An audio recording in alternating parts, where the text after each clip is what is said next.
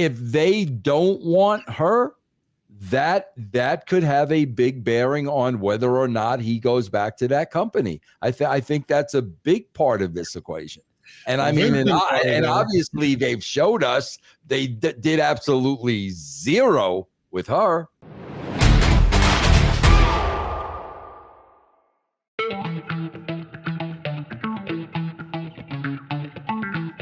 Let's talk about Karrion Kross. Karrion Kross replied to whether or not his WWE departure is a work. We're still on this conversation. He said, is this a work? Is this a big, elaborate, intricate work where I can come back and say, surprise? The answer to that question is, in a sense, yes. This was all one big work. The worst part of it, though, is that it's not the work everybody thought it was, because I was the one getting worked. Yeah. Now, Chris, listen to me. Chris, you got to trust me on this one. I'd go as far as to say this. I've established somewhat of a relationship with him. Yes, you tell me. Bro, I'm telling you. I'm just telling you, Chris. I'm telling you. He's auditioning for movies. He's been reading for movies.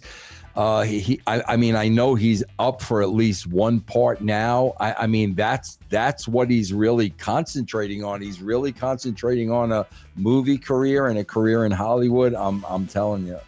I'm telling you. I'm still not all the way convinced, man. Or you're giving them way too much credit, Chris. You're giving them way too much credit, man.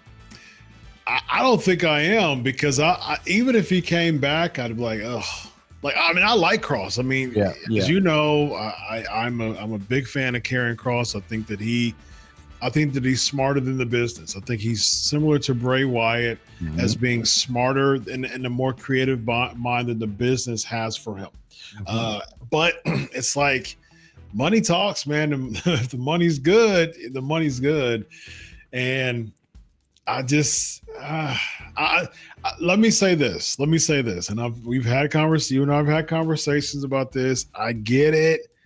But at the same time, it's like, I still don't understand. And this is the reason why I'm not all the way bought in.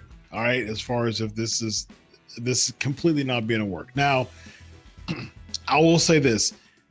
Could it not be I think it's starting. I think it's starting to get too far to be a work. You know what I mean?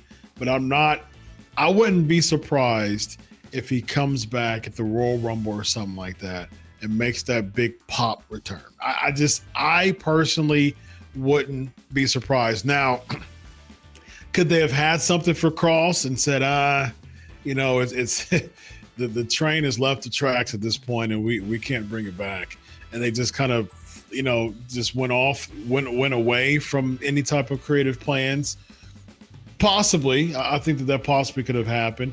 But do they still want that pop in their back pocket, just like they want the pop for the back pocket in the back pocket of that's what they do now. They just bring up pops. Could Karrion Kross come back to the Royal Rumble? I think so. I think that they would be willing to do that, and I think that they would be interested in it. Well, Chris, there were two things that really, to me, like, first of all, when they offered him the deal and he said, okay, can you show me the numbers of how you derived at this deal? Can you show me the numbers, how you came to this? And at that point, they pulled the deal. That is 100% WWE.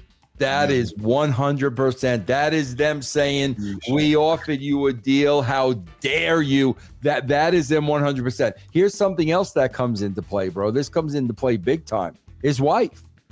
His wife. If they don't want her, that could have a big bearing on whether or not he goes back to that company. I think that's a big part of this equation. And I mean, and obviously they've showed us they did absolutely zero with her. Right. Well, Vince didn't want her, which is the reason why he came, by himself to the main roster with the whole Lord Humongous type of gimmick that they put on him, which was an absolute L by Vince McMahon. Man. that was not good at all. Yeah. Didn't even have Scarlett with them. And so, kudos to Triple H for actually bringing both of them back. But at the same time, it's, based on his interviews, they were saying, hey, we'll talk to Scarlett down the line. And it just feels like, in his mind, it's like, wait a minute, you negotiated it with at the same time. You negotiated it with at the same time to get the deal. Why are you negotiating with us at separate times, to renew the deal? That doesn't make sense to me. Yeah. Which he's right. He's definitely right about that.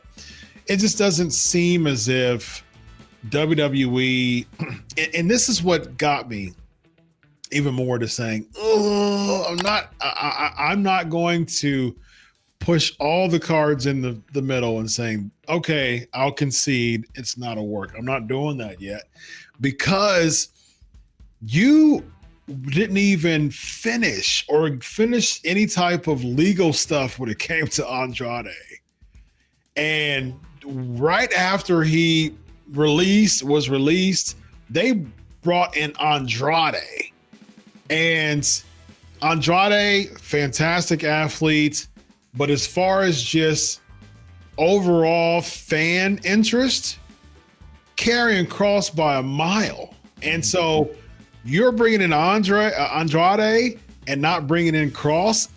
And like I told you before, the time to bring him in was that September 20th date where he had that opportunity. And that would have had, especially because they went in earlier the day. If Karrion Kross went to AEW, based on what we saw from WrestlePalooza, that would have got way more buzz for the weekend than what we saw at WrestlePalooza, who got a daggone C by the ESPN themselves. And so I just think that was to me, I'm like, okay, so it's not a non-compete because his contract was up according to what we heard. So you're not dealing with any non-compete here.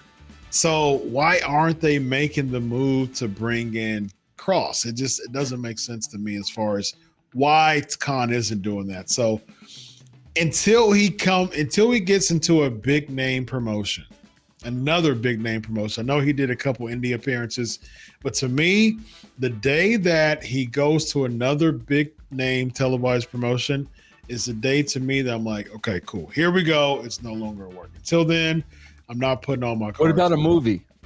What about if he lands a movie?